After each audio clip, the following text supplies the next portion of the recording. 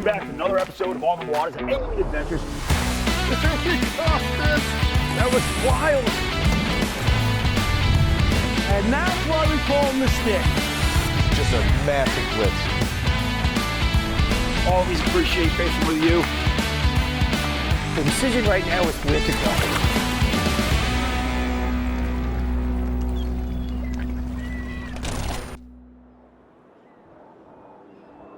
Striper season's pretty long. You know, about 6, maybe as long as 8 months, depending on where you are along the coast. And throughout that time, it has peaks and valleys. One of the peaks is when that first school of big migratory fish moves into your home waters. So while you know this is going to happen every year, you don't know exactly how it's going to happen. From the first time those fish lift to Chesapeake until they move all the way up through Cape Cod, some of them moving up into Boston Harbor, all the way up to New Hampshire, Maine. And what are they doing, right? They're following two things. They're following the cooler water and they're following the bait. This year, the bait has been predominantly small, say 1 to 2 inch juvenile sea herring, with some small schools of big bunker in the mix. Where those fish specifically are going to set up. They could all go around Cape Cod like they do some years. They could go through Vineyard Sound. They could go on the mainland side of Buzzards Bay.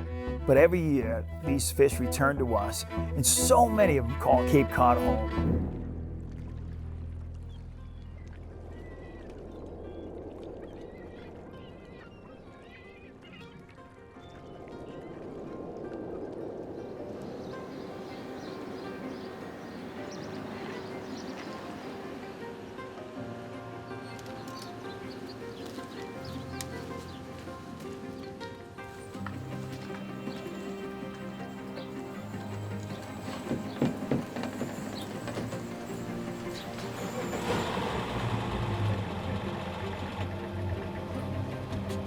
There's one thing about the area we live that sometimes we take for granted, and just because so many of us work and live in this area, that it's sometimes easily to overlook that we have one of the greatest fisheries in the entire United States in our coastline.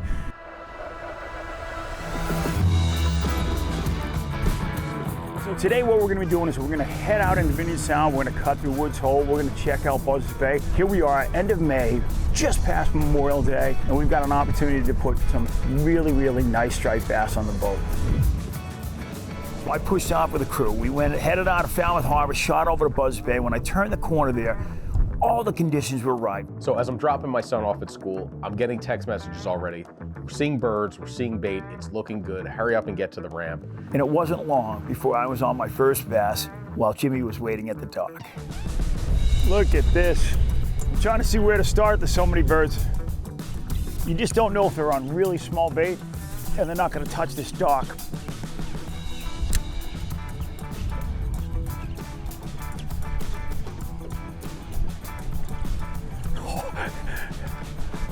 There he is.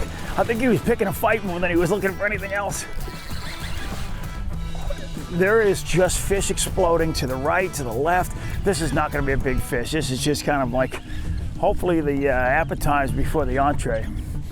But we got birds working all over, and that's just it. When you come out here on Cape Cod, you never know what to find. Great way to start.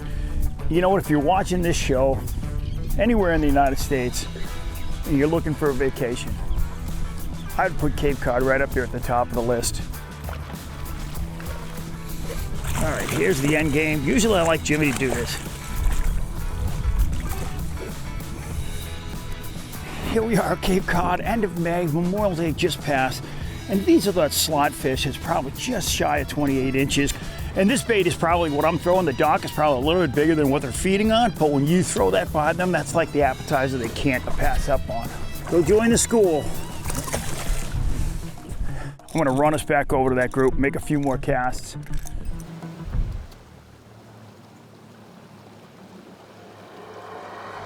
I'm out of gear. I'm just gonna drift in on these. Oh, that's what's his face? Skipjack. There he is. Oh yeah.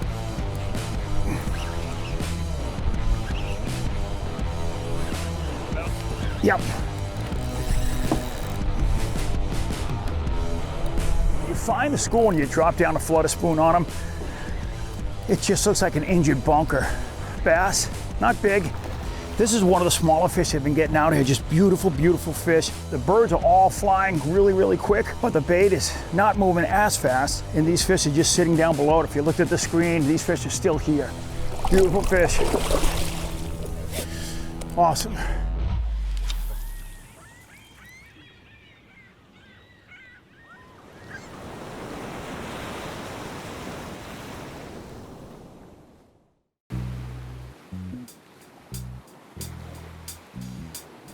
So one of the hardest things to do out there that day was the birds all started setting out. They were from the Weepecket Islands all the way up to Megantic, all along that entire side. And what did I have to do? I had to shoot into Woods Hole and pick up Jimmy Fee. Jump right on, Jimbo. I got the stuff, Chris. You need the stuff? I got this. You need it. We need this stuff. You ready to party?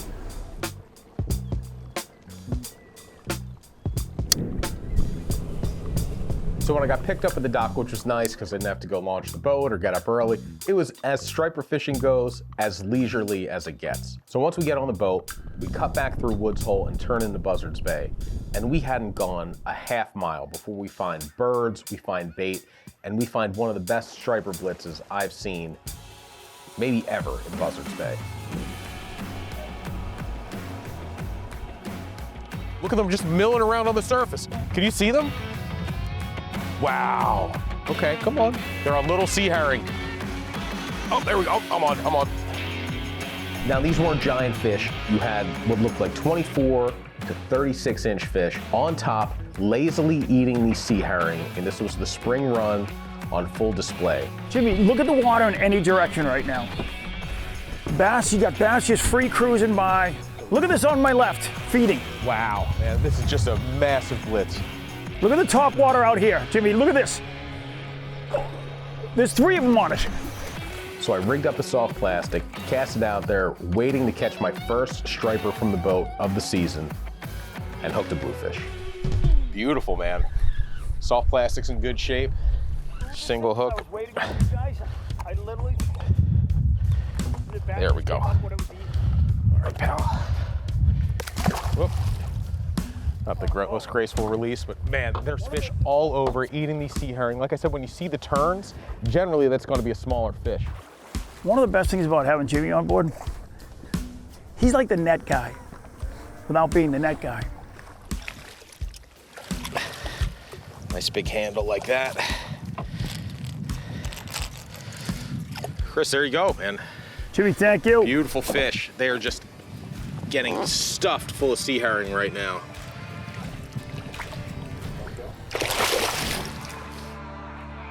Bro, look at this, right as it hit. Right, oh, there we go. It's my first time seeing this action in Buzzards Bay. I've seen this on the Outer Cape, but this is what you typically see around Race Point or down the backside beaches, where you have all these fish just kind of cruising on top, just sipping these herring. These little tiny bait fish can't get away from them real easily. Okay, pal. These are skinny. We've seen them when they're on the bunker, they're fatter. These guys are a little bit leaner. Maybe they just showed up last couple days. So they're such beautiful fish. Look at the greens in them. Look at that purple. You've got the lateral line right there. Little sores on them they get from big school together. You need a hand, Chris? You're out. Grab it. Is that another blue? Or? There's a bass. All right.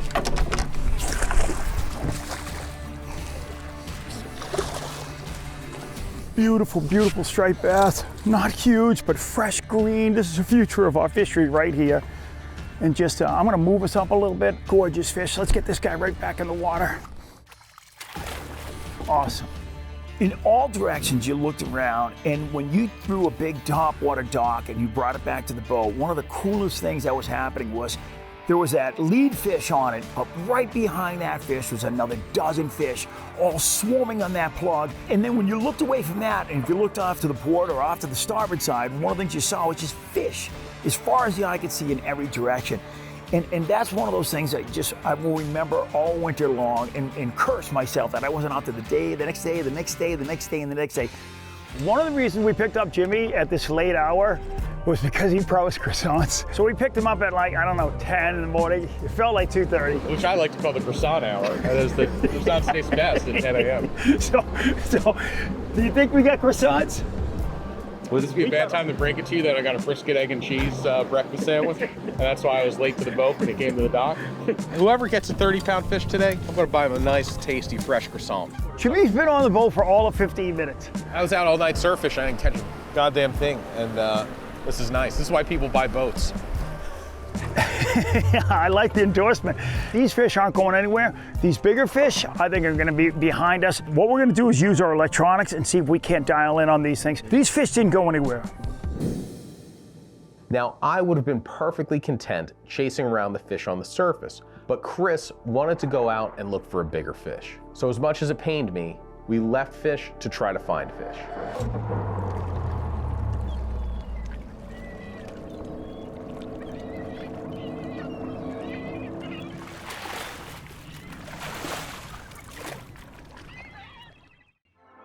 To be there for a banker's hours blitz of bass and bluefish is pretty rare. So I wanted to make the absolute most of it. There's a lot of different philosophies when it comes to fishing like that. We had plenty of fish on the surface under birds. We pretty much knew what we were going to catch there. Some big bluefish, stripers to maybe 40 inches, but we knew there were larger fish around if we could find some bunker schools near the bottom and we could put our big flutter spoons to work. A 1-pound bunker has a much better shot of getting away from a striper than a 2-inch long sea herring, and the bass knows it. So it is going to make a mess of the surface chasing down these baits that you can see from a mile away. We just give it a couple more rips. There's 3 fish right below the boat. No big marks on them, you know what I mean? They're not... I wanted it. Oh! Oh! Did anyone see that? That was wild. That fish just committed right there. Jimmy, that was one of the 3 marks below the boat. You were ripping that in. I was ripping it in, then I stopped it for just a half second, and you just saw him go, whoop. Jimmy was just ripping this thing up with a flutter spoon. He was like, I'm like, Jimmy, get it up. And all of a sudden, like, what is that, 5 feet below the surface? That was nuts. That was cool. This fish is fresh as hell. He's going right back in. We got fish all around us. The decision right now is where to go. The deep water oftentimes holds the bigger fish, and on this occasion, we still had top water going on, close to the shore. Birds were still working and everything, but the big girls were calling. So somewhere in the afternoon, when the tide and the current were moving pretty well, we made the decision to head out to the deep water, and I'll tell you what, it paid off in spades. Look at this. Yep. We out of gear? We're out of gear. Oh, that was violent. I think I may have another blue on. All right, now the drag's finally working. Jimmy, look it off to the starboard side. Oh, you got nice fish below the boat, Jimmy, right below the boat. Yeah, coming into them. Oh! He trashed it, absolutely trashed it. You know, one of the things I have a hard time with the flutter spoon is when you drop it down is when they hit it. Yeah. But you're also loose then. And you got to react quick. You have to keep the slack on the line to get that good flutter. This may be a big blue, another big blue. I'd be more than happy with one of those.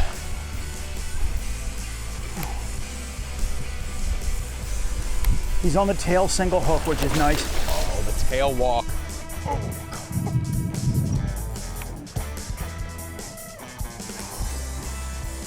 Oh, there we go. There we go. Just a matter of time. Oh, maybe this is a small bass.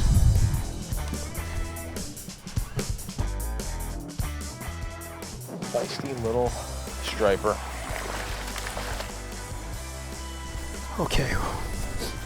Good, thank you. Step 1. I'm gonna get this guy right back in. They'll take right off. All right, everyone hang on, because we're moving.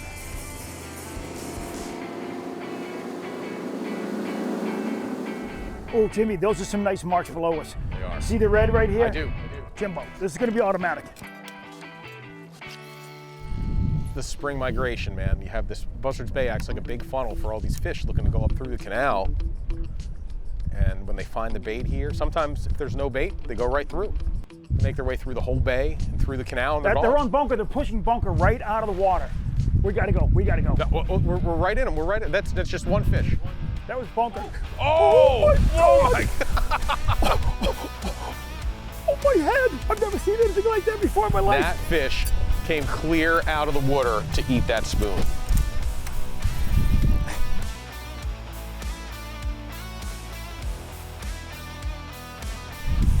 Definitely a different class of fish here. Jimmy's tight. Come on. Jesus, left-handed bait caster? No, I'm not anymore. I was kind of ripping the spoon back up because Jimmy got one earlier, just retrieving the spoon quick. I was moving it really, really quick. And this fish came out from the depths, hit it, and launched itself out of the water. There's big bass in here. I may have a croissant on the end of this line. Look 28 to me. We're not getting the croissant then. Chris, it's gorgeous, man. Thank you for opening your mouth. Guys, I've never seen a fish come up and do what this fish did. I was just kind of ripping the spoon out because there was fish right below the boat.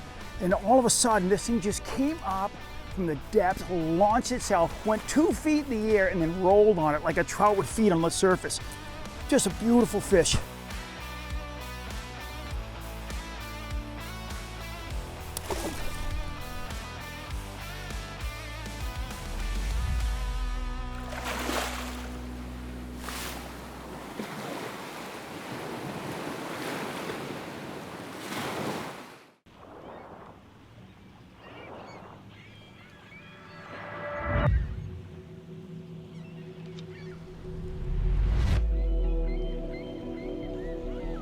Around lunchtime, a couple boats found some bass and bunker in 40 to 50 feet of water, and we headed in that direction. As soon as we got close on the fish finder, we saw a ton of big marks. These were different from the fish we were seeing closer to shore in 20 to 30 feet of water eating the sea herring. These were much larger bass eating much larger bait fish. Better marks now. Better mark. So one of the cool things about fishing the Flutter Spoon is that the hit is so aggressive. There's no question about it. Sometimes when the bass hit it, it's like they want to yank the rod out of your hands. And that makes it a really cool technique. It's shaking like that. It's such a weird feeling. You've got that big spoon at the front, and it's like a crankbait bill when you hook a fish.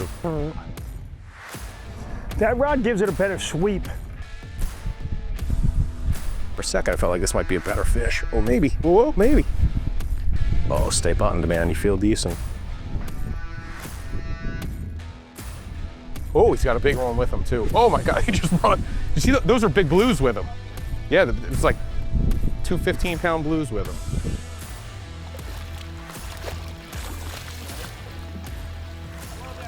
It's not like jigging soft plastics or even smaller metal jigs. It's really a category unto itself because it falls differently. It's this big bait, has a lot of resistance. You've got a big, angry fish on the end, and you just have to do everything you can to keep that line tight because otherwise, that big spoon is creating a lot of leverage for the fish to spit the hook. Oh, we got some nice fish around us. You had 5 or 6 boats working this one school. Everybody's got their sonar and side scan going, and just like that, the school moved on and we couldn't find them. So wherever they went, whether they went north, whether they went to deeper water, we don't know. And it's kind of nice to know that they can still get away with you, even with all the technology. So we're heading in. We kept seeing things to stop us along our way in. You know, you see birds, it's been such a long winter. Anytime you see birds over fish, you just can't drive past it. So we stopped again, threw on the side scan, saw some fish, and dropped the spoons back down. There he is.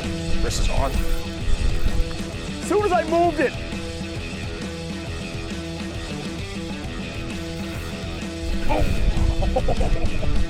Jimmy, as soon as I moved it quick, I ripped it and dropped it. This fish is trying to rip it out of my hands on the drop. This is our Croissant.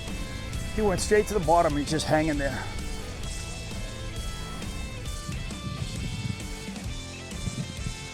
Little fish. So it's crazy that we've been chasing fish in close to shore. Bass, bluefish of all different sizes, but now we've moved out about 1.5 miles offshore, and it seems like this is where the big dogs live.